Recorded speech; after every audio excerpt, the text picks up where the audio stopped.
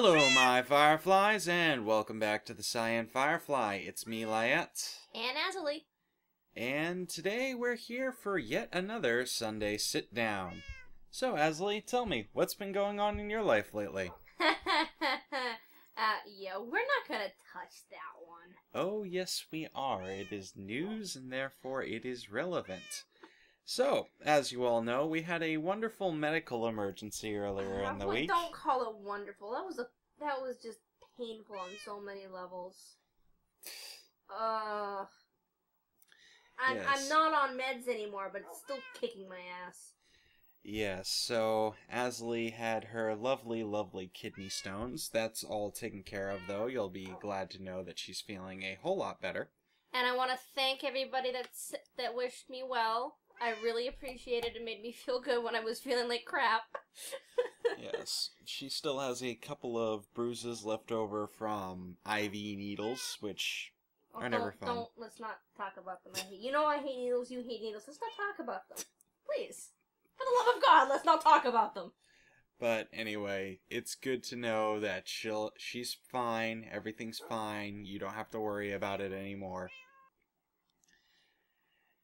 Oh, but yeah, that was a panic and a half. Moving on. Anything else before we actually get on to our topic? We just came back from seeing Total Recall in theaters. That was pretty cool. Oh my god. I will relish the day when technology finally hits that peak. I know things are heading in this direction, but I want it now. Science, why you no there yet? I have to relatively agree. All the technology in that movie is theoretically possible, and we're definitely heading down the track to actually see that sort of stuff in our lifetime. So well, we've already got the things like Corning glass. If you look up on YouTube, you can see the video. Day made of glass, I think is what it was. But it's an amazingly interesting video that shows where technology is heading right now. And you've got the Google Glasses thingy. We very well could see all this sort of stuff within our lifetime, so it's pretty exciting. It's a nice time to be alive. Definitely, definitely. I look forward to it. I really, really do. I mean, I'm currently sitting on a computer that, back when I was born, to have this much computing power, you would need a computer the size of this room. So, yeah. I remember when a gigabyte was a device that was larger than my head. I remember going to high school and we were still using floppy drives. Yeah. I mean, come on! Oh, boy. Stop making me feel old. I'm not even all that old. I know, right? It's horrible. Ugh. The advances of science and technology is hitting an upstroke. It's booming right now. I really wish that people respected it more, I think is what it really comes down to. Speaking of technology, that relatively ties into our topic for this evening. Why, yes it does. Now, this is something that's actually been at the heart of the gaming issues that have been going on for the past couple of years. And so today we decided to talk about DRM and its role in the gaming industry as of late. Now, what does DRM stand for? It stands for the Digital Rights Management. It's the controlling of access to copywritten material. In DRM does go beyond video games, mind you. It does extend to other forms of media, such as movies and music. Audio, yep. It even goes all the way to PDF files and... ebooks. Ebooks, yes. DRM can branch from a company blocking a server from forwarding sensitive email to ebook servers restricting the ability to access, copy, or print material as determined by the copyright holder. But we don't really care about that all that much. Right now, we want to look at more intrusive forms of DRM. The DRM that people have had a lot of trouble with lately. Oh, Stuff yes. like Starforce, Secure ROM, all that delicious stuff that keeps you gamers and people like me up at night asking our Gnawing at gaming the companies, why? Yes. Why would you do this to us? Yes. So, one of the really where these whole issues started was with It kind of really started with the music industry. No. I'm talking about the issues in the video game Oh, industry. okay. Now, where this really started and where it started coming to the forefront was with the original the original PC release of Mass Effect, which had Secure ROM in it. Mm-hmm.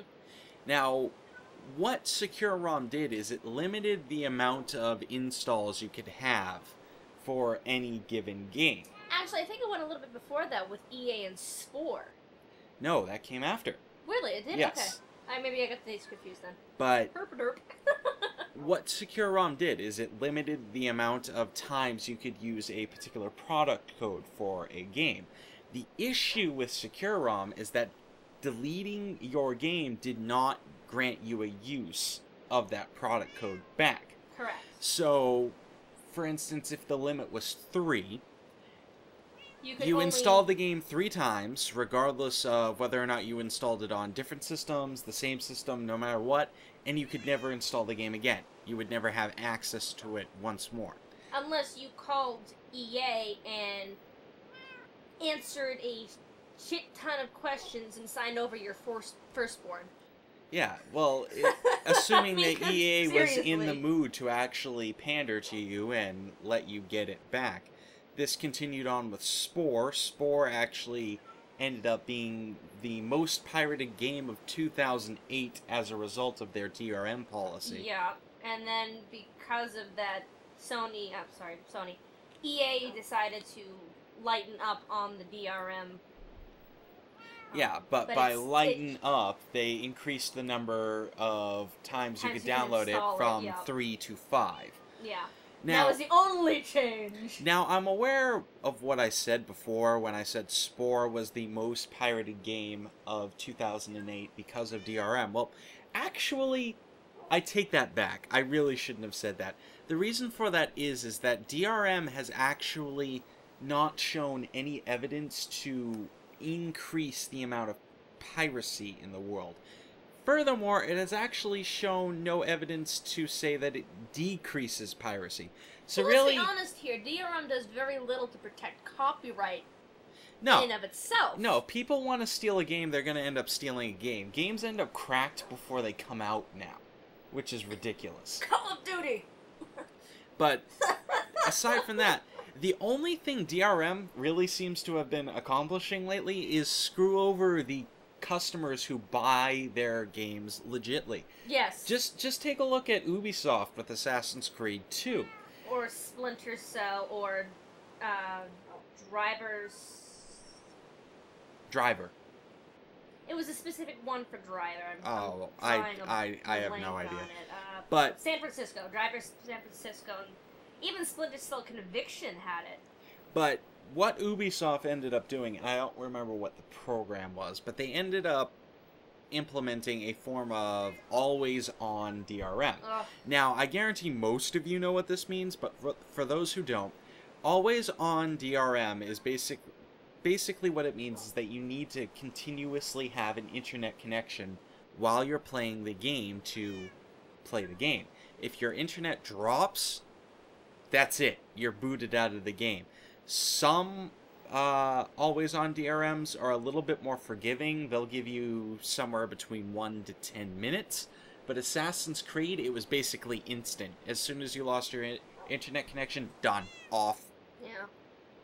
Blizzard's got the same thing going on with Diablo 3, and I know that that's been Oh, God, throwing don't a bring shit that up. fit right now, too. I had a lot of Diablo fun. 3's been having a lot of trouble right now, though. Especially with, like, the server issues, the fact that it was advertised as the single-player game, but now the multiplayer and online play is suddenly the forefront. You have It's to like, play single-player online. Are you bloody kidding me?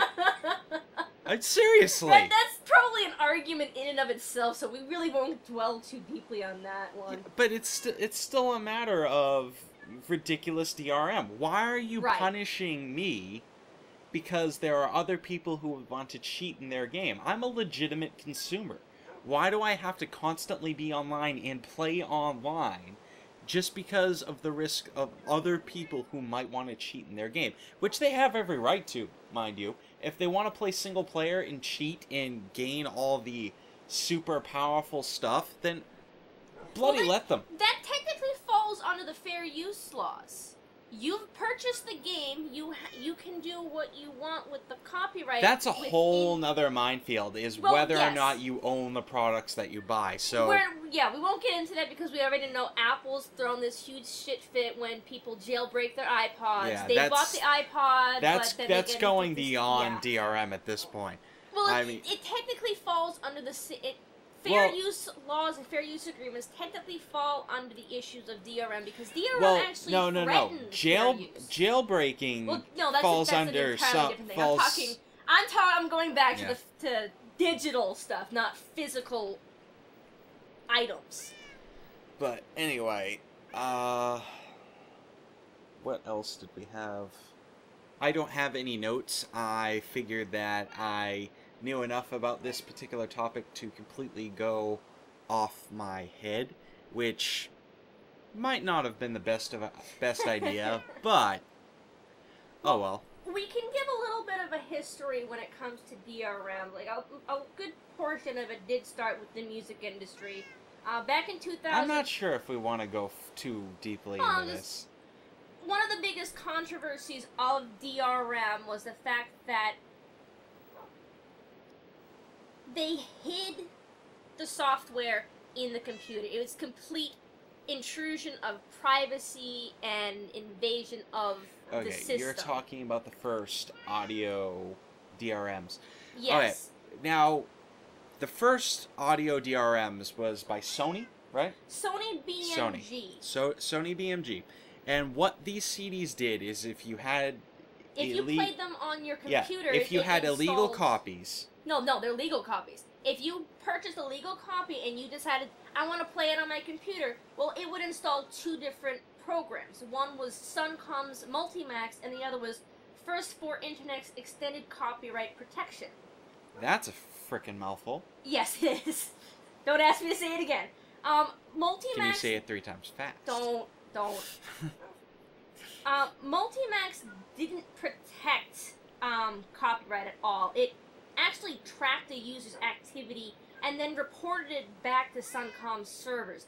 It was basically spyware. In the short run, yes. Pretty much Sony could track who's listening to the CD, when they listened to it, for how long, and how many times they listened to the damn CD. Yeah, and then spyware. there was no way to get software. rid of it. Well, these two programs hid inside your Windows runtime. Mm-hmm. Yeah, it's spyware. You couldn't That's get exactly rid of what it is. It was horrible. The extended copyright protection limited the number of copies you could make of the CD to 3. So you want to go burn a copy of the CD, well, you can only do it 3 times. While technically that was and still is within the legal rights of the copyright holder, it caused a lot of people to get pissed, and rightfully so. Like they bought the music. It sounds a lot like Star Force. Now, Star Force was a very, very invasive form of DRM. Mm-hmm. And basically what Star Force did is that it would detect whether... Okay, well, let me back up a little bit. You would have to install a game. It would install Star Force onto your system. Mm-hmm. And Star Force would detect the kind of hardware you were using, and it would also detect several other different aspects of your computer. If it found fault with any of these things, it would not permit you to run the game. It would also not permit you to run other legitimate programs. It would also not permit you to burn anything. And then, if you uninstall the game, guess what? Star Force is now still on your computer, and there is now no way to get rid of it. Right. It was ridiculous. There were utilities that they released that were supposed to remove Star Force from your computer that didn't work. Yeah. Sony did the same thing. I mean, they recalled all the discs, and there was over like 1 or 2 million of these discs that hit the market and people bought. What? Anyway, over like 2 million of these discs were sold, and Sony decided, okay, we're gonna give out software to try to fix the damage, but it had already caused damage. I mean, well, what else can you do? These programs pretty much gave a back hack into your system. Okay. Viruses would get in, you can't get rid of them because they're hiding in these runtime folders that were invisible. Okay, now that we've talked about the really bad DRM out there, there has actually been some cases of good DRM, things that we can actually get behind. Yeah. Which, there are ways around them, they're not all that effective, but that said, it's generated some pretty good PR, and it doesn't screw over legitimate consumers like you and me and the rest of the people watching this. Mm-hmm. Now, I'm sure some of you are aware that there was a game that came out not too long ago called Arkham Asylum. Batman game. Yes. Now, a lot of people play this game, and it was extremely popular. It's still popular. Yes, but now we have Arkham City, which is slightly different. But anyway, there were some people who were playing Arkham Asylum, and they would get to a certain section of the game where there was a room filled with gas. This was the part of the game where it taught you how to glide. Mm-hmm. Some people could not glide. They would fall into the poison and they would die every single time. They have no way to avoid this. So they went onto the forums, got really angry about it, saying that their game was broken, yelling at the guys who made Arkham Asylum. And the guys who had made Arkham Asylum just turned around and banned them all. Later on, as it turned out, the only time that this would actually occur is if a certain code in the game detected whether or not there was other code in the game that had been altered illegally. This code, the codes that they were detecting whether or not they had been altered, are the cracked codes, the codes that would allow you to get past the product keys and stuff like that. So basically, they punished you for stealing their game by making your game unplayable. This did not affect anybody who bought the game legitimately. This was not an issue that you had with legitimate copies of the game. Mm-hmm. This is a form of DRM that literally only hurts people who illegally stole the game. And I do say it's stealing, because I believe that pirating a game is stealing somebody's intellectual property and losing it without their consent, without giving them any compensation. It's not victimless. It's not. It costs them money to make the game by consuming it without providing them compensation. You're hurting them.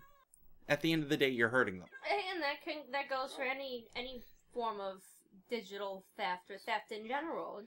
But I have to say, this is not the first company to do this, and it's certainly not the, It won't be the last, that's for sure. Yeah, it won't be the last. What was that company that did some really funky things with their DRM? Well, for instance, the guys who made Arma 2, I can't remember what they're called right now, but back when they made their game Operation Flashpoint, they had a form of DRM that made your guns extremely inaccurate if they detected that you're... Or turned you into a bird or something like that, yeah. If they detected that you had an illegal copy, there was also the guys who made... What's that game? I don't know, I can't read your mind. I'm having trouble. Shoot. Serious Sam. Oh, Serious Sam 3. And this was actually a really amusing one, and the very first level, if you had an illegal copy of the game, it would spawn an invincible enemy that would chase you throughout the entire stage. You couldn't even win the level as a result of this. It would just screw you over. There were copies of Duke Nukem where your character would sit there and insult you for having a pirated copy. He would not move. Really? He would not move. He would do nothing. He would just sit there and insult you. Yeah, and then there was the one with Mega Man. Oh, yes. Way back in the day. This was probably one of the first examples of video game DRM that was done in this particular format. That if you had an illegal copy of Mega Man 2, the game would actually give you very, very threatening messages. Like, text would scroll across the bottom of the screen, and it said, "We will find out who you are, we will track you down, and we will cut you." This is from Nintendo! If a game said that to me, I think I'd cry. I just screwed up the camera. Hold on. I'm sorry. If a game said that to me, I think I'd shut it off and cry and pray to God forgive me. Now that I know that, I'm gonna have nightmares of, like, Cutman coming out of my closet and just snapping the scissors on top of his head at me. Man. Oh my God, it's horrifying. It really is. Oh. Anyway, the last form of DRM, and it's actually a very, very hardy form of DRM, and it's not something that people realize when they use it, is that programs such as Steam and Origin are actually some of the heaviest forms of DRM out there, and people don't have any problem with them. Now, why is that? That's because Steam and Origin actually provide a service that outdoes piracy tenfold. Steam is a very, very convenient program that puts all of your gaming, all your games in one convenient place. It makes it extremely easy to download. It provides you a community that you can talk to other people and communicate with. And it does all this great stuff. And Origin does the similar thing. Yeah, it adds so much benefit that the drawback of it being DRM, it doesn't even register to people. Like, I didn't even think about it until I actually came to this very topic. What Steam does is it makes it so that you have to log on to a Steam client, you have to get all your stuff authenticated before you can even play your game. If you can't access the Steam servers to go into an offline mode, you can't play any of your games. If the Steam servers are busy, you can't access any of your games, which is kind of BS. I can't tell you how many times I've been irritated about the offline mode. It's like, I'm at work and it's a dead shift for the moment. I'm gonna pull up Mass Effect or I'm gonna pull up Limbo. Like, fuck! I can't get into Steam. I can't get into the offline mode. Yeah, Steam has its problems, but well, what service really doesn't? I mean, let's be honest with that one. Every service has the problems ultimate question. The ultimate question is, what? Really, how are you going to do it better? Yes. What can be done to improve this? And I really don't know. Steam is a really effective form of DRM. It's a really heavy form of DRM. But people are happy with it. They're willing to deal with it. And you don't really see too many complaints other than the occasional hiccup where the Steam servers are too busy. Or when Origin first was released and how it was... I don't have much personal experience with Origin, so I can't really talk about that too much. I've never had any problems when it came to Origin. I've only used it for Mass Effect 3, so I really can't say to be sure. But I do know that when Origin originally came out, there was this big stink that came up against the end-user license agreement in relation to how it that's not really related to DRM, though. It kind of was. The issue that Asley's talking about is that there was not an NDA. EULA. Yeah, an EULA where Origin could supposedly download tracking software onto your computer to gain... Or it shares your information with a third party. Yes, but the tracking software could determine what you're doing on your computer, what you're using computer for, and they could gather all this information, and they could potentially send it to third-party organizations that could use your information to send you advertisements. It's a lot of BS. We're not even sure if that's actually what could occur. I've never seen anything come of it. Like, the most that I get from Origin is emails saying, "Hey, we've got a sale." But basically that entire EA. issue just dissolved and nobody really talks about it anymore. Right. It's also not all that relevant to what we're talking about right now. So, anyway, I think that pretty much covers it. There's not much else we can really talk about when it comes to DRM, at least not without making this incredibly long and ridiculously drawn out. Unless you have any additional points. Outside of some of the current problems with DRM, like most of them we did kind of discuss already. I really can't think of anything off the top of my head. There is that issue with the always-on DRM, how the next generation consoles are rumored to have right. a form of always-on DRM going on, and it's primarily to be used to restrict and reduce the amount of piracy going on in gaming, and to help reduce the purchasing of used games. 10-1, it'll be cracked in a week. Let's not hope. I mean, we've already got problems enough with the DRM as it is. But to expound upon that, if you'll let me. Yeah, go ahead. I don't know too much about the PS4, but I do know the 720 rumors, which are completely unconfirmed. Microsoft has... The PS4 rumors are pretty much the same as from what yes, but I don't even know the PS4 rumors in detail. I do know the 720 in detail. Now, the 720 was theorized to not even have any, like, games.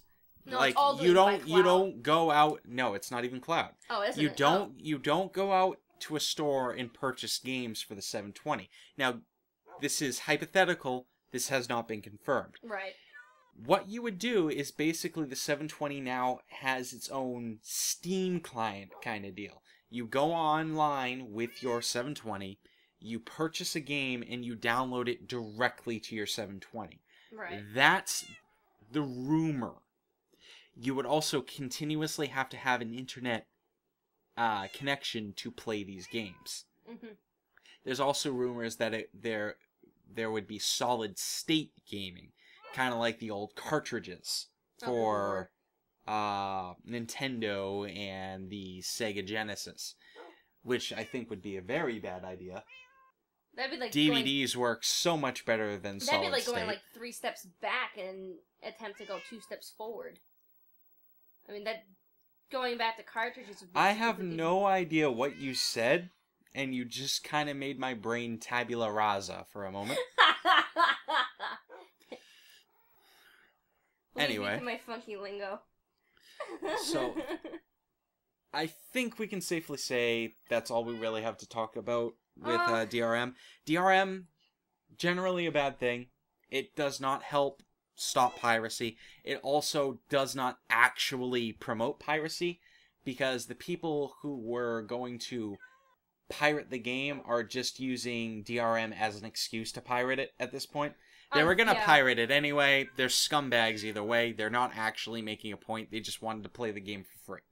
So, the unfortunates of it, though, is while DRM is claiming to protect copyright, it really doesn't show much evidence of it. Yeah, it just it screws over legitimate consumers. Pretty much. I mean, it threatens the fair use laws. I mean, technically, under copyright law, the fair use essentially... Okay, now we're just rehashing the same statements we've already made. Well, it's a good idea to, like, really hammer this home. No. So says you. We're boring the audience. So says you. Some people like details. But it doesn't show evidence of protecting the copyright. It damages it. It pretty much promotes corporate hacking, in a sense. On technicality, it threatens the movement of technology and freedom of speech. Look at the kitty. Oh, good lord. Look at the doggy. Look at the doggy. Are you done? Remind me to punch you later. Like, seriously. I love you too. No, you don't. Lies and slander times I'm closing the topic. Nah. We're done. Yeah. I think we've bored everybody out of their minds. So, where to finish? DRM. It's still a toss-up is what it really comes down to. Yes. It's 5 of one, 6 of another. Now, a couple of things before we close out here. Any updates we need to give?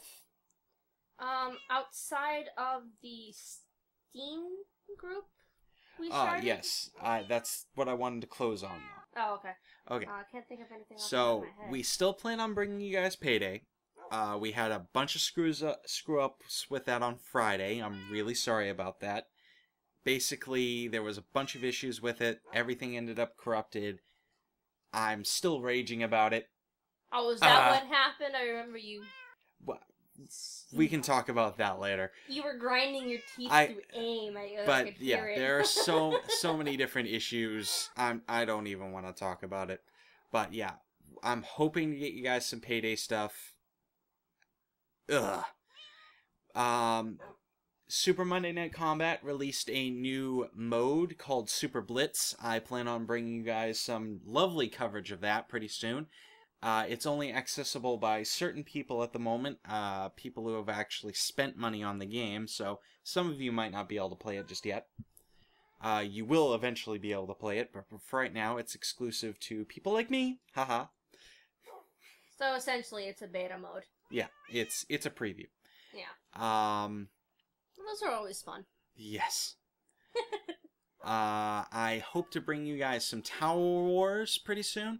The beta for that's ending pretty soon, so I need to really move on that. The problem with it is that it's not optimized all that well, so it really starts tanking my system. Oh. And I have a pretty hefty system, so they really need to work on optimizing that a little bit. Anything else? Anything else major? Not really. Looking forward to Guild Wars. Still waiting for that to be released. Damn it! The 25th, right? I'm counting down the days. Yes, 25th. We get because we well, it comes out on the 28th. The early start is on the 25th. Yeah, we get the early start, and I'm fucking counting down the days. And another thing I wanted to bring up is we're starting to run out of topics. We're running really, really low on topics. We are only so creative, as you can tell by looking at this area around us. We're a little bit more spontaneous than we are well thought out. So, what we really want you guys to do is to start asking us questions, either in the comments section or actually sending us questions on the YouTube or on the Twitter. Or on the Facebook, even. Or on the Facebook, and we'll be more than happy to answer them in a sort of mailbox format for the Sunday Sitdown. I think that'd be pretty cool. So that would be... Definitely something to give your thoughts about. Yeah, so... We want your opinion. Your opinion helps us make the channel better. Yeah, so we'd love it. We love talking to you guys. We love interacting with you guys. And the interaction is where I want to now bring up the Steam group. I have made an executive decision. Nobody else had any input on this because I'm a dirty, dirty bastard. But I decided to make a public Steam group that anybody can freely join for the TheCyanFirefly. And what we plan on doing with the Steam group is to promote more communication between us and our viewer base. We can also organize events from there and actually play with you guys if you feel like. For instance, I'd love to hit up a couple of you and play like Super Monday Night Combat or whatever, Sanctum, maybe even AVP if any of you have it, because nobody plays AVP online anymore, which is really disappointing. That was actually a pretty fun game. We could always hit up Magica with a couple people. That'd be ridiculous. That'd be really fun. Or even Dungeon Defenders. Dungeon Defenders, Dungeon Land when that comes out. Oh, yeah. That'd be pretty fun. I would love to torture you guys as the Dungeon Master. That'd be hilarious. Oh, good lord. Back out now! Back out now! Oh, boy. So, there's all that. I will leave a link to the Steam group down below. So, just take a look under your screen. Down here. This looks kind of wrong. I'm going to stop doing it now. Please do. And this is what I live with. Anyway, is that all? I think that's all. think that's it for today. Oh, one final thing. Battle Royale next week. Oh. Not next week. The week after next. Yep. We support next week. We support Total Biscuit 100% of the way. We will be aiding him in anything, so send all your votes his way. That's the tier 2, tier 1 of the Battle Royale. The tier 2 is going on right now. We don't particularly care who wins this one, because really it's the guys who couldn't make it, including us. Though we're not actively campaigning, so we really just kind of stopped caring about King of the Web. Yeah. Because, yeah, we got some really harsh reactions when we ran our campaign of kindness, and we're kind of feeling a little disappointed with the whole organization at the moment. Well, more than we already were, unfortunately. Yeah. Anyway, so that's really about it. That's all the time we have for this evening. We would very much like to go to bed at this point. Evening when we're recording this. By the time you guys hear it, it's going to be morning! Yeah. We would really like to go to bed, so I can set this to encode and upload onto the YouTubes. And So, the interwebs. Interwebs! So this has been Lyat. And Azuli. With the TheCyanFirefly, signing out once more.